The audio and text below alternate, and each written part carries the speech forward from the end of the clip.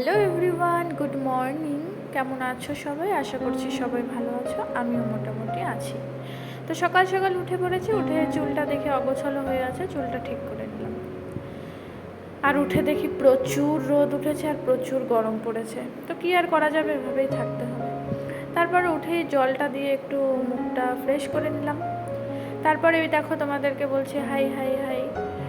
তো এবার কিছু কাজে লেগে পড়বো। সবার আগেই বলি, এটা কিন্তু আমার বাড়ির কোনো ব্লগ নয়, এটা হচ্ছে আমার হস্টেল আর কি।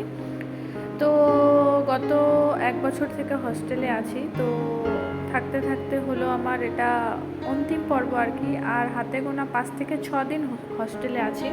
তো ভাবলাম সারাদিন কি করি, একদিন না হয় টুকটাক কিছুটা তুলে ধরার চেষ্টা করি। তো চলো, বিছানাটা গুছিয়ে নিলাম, ঝাড়ু ছাড়াই গুছিয়ে নিলাম। ঝাড়ু আনবো করে তো আর আনছিলামই না, তো গুছিয়ে নিলাম। তারপর কিছু জামা কাপড় ছিল, সেটাও গুছিয়ে নিলাম। তারপর ঘরটা একটু ঝেড়ে ব্রাশ করে ফ্রেশ হয়ে চলে এলাম রুমে এসে একটু জল খেয়ে নিলাম খালি পেটে। তো এবার চলে যাব নিচে, যেহেতু আমাদের হোস্টেলটা নতুন, তো সেরকম রাস্তার ধারে কোনো গাছ নেই। তো আমরাই কিছুজন গাছ লাগিয়েছিলাম, সেই গাছে জল দিতে যাব। প্রত্যেক দিন আমি একাই জল দিয়ে আসি, যদিও আজকে বান্ধবীকে বললাম চল তুইও জল দিয়ে আসবি আমার সাথে। অমনি বান্ধবী রাজিও হয়ে গেল। আর এটা হচ্ছে আমাদের হস্টেলের গ্রাউন্ড ফ্লোর আর কি। তো চলো, কথা বলতে বলতে নেমে এলাম সিঁড়ি দিয়ে। আর দেখো গেট দিয়ে বাইরেটা কি সুন্দর লাগছে না? ব্যাপক লাগছে, কিন্তু আমার তো বেশ ভালো লাগছে। তো চলো, এবার চলে এলাম গাছের এখানে জল দেওয়ার জন্য। তো জলটা ঠিকভাবে দিতে পারছিলাম না, যেহেতু ঘেরা দিয়েছে, ঘেরাটা নতুন দিয়েছে। তবুও চেষ্টা করেছি, চেষ্টা করলে কি না হয়, অবশ্যই হবে।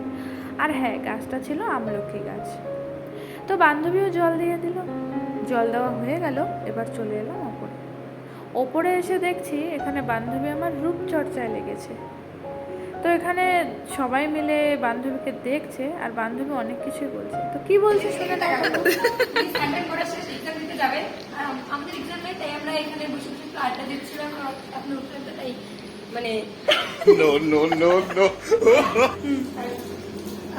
জলদি বুক দিই, তার কারণ হচ্ছে ঠান্ডা লাগে, ওই জন্য গরম তো। আপনারা আবার ভাববেন না যে ফসা টসা হওয়ার বেশি।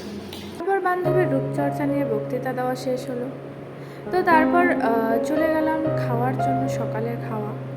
তো খাওয়া দাওয়া করে চলে এলাম। তারপরে এসে একটু পড়াশোনা করলাম। এটা হচ্ছে দুপুরের টাইম, যেহেতু আমাদের এক্সাম চলছে, তো সে কারণে সেরকমভাবে অনেক দিন থেকে ঘরটা মোছা হয় না। তো ভাবলাম আজকে যেহেতু ছুটি আছে, মোটামুটি 3 দিন ছুটি পেয়েছি, তো ভাবলাম ঘরটা একটু ক্লিনই করে নিই।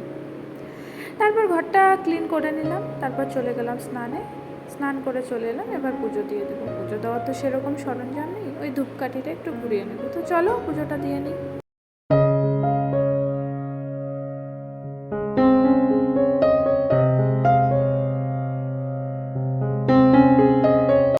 এবার পুজো দেওয়া কমপ্লিট করে গেলাম দুপুরের খাওয়া খেতে। তো দুপুরে খেয়ে দিয়ে এসে একটু বিশ্রাম নিলাম। বিশ্রাম নেওয়ার পর সন্ধ্যার দিকে একটু গেলাম জেরক্সের দোকানে। ওখানে কিছু মেটেরিয়ালস বের করার ছিল, তো সেগুলোই বের করতে গেলাম। তো বের করে নিয়ে চলে এলাম। আর অন্ধকার পথ দিয়ে সবাই আসছি, প্রচুর অন্ধকার, কিছু দেখা যাচ্ছিল না। তো তারপর হয়ে এলো রাতে খাবার সময়। তো রাতে আজকে আমাদের খাবারের মেনু ছিল ডাল, আলু ভাজা আর চিকেন। আর জানো তো, চিকেনটা ছিল আজকে আমাদের হস্টেল জীবনের লাস্ট, আর হয়তো সেরকমভাবে খাওয়া হবে। তো সবাই মিলে অনেকটা এনজয় করেই খাচ্ছিলাম। তো খেতে খেতে সবার খাওয়া শেষ হয়ে গেল, আমাদেরও খাওয়া শেষ হয়ে গেল। তারপর দেখি ওদিকটা একদম ফাঁকা হয়ে গেছে, সবাই চলে গেছে। তো এবার আমাদেরও যেতে হবে। তো চলো আমরাও চলে যাই। তোমরা সবাই ভালো থেকো, সুস্থ থেকো, টাটা বাই বাই।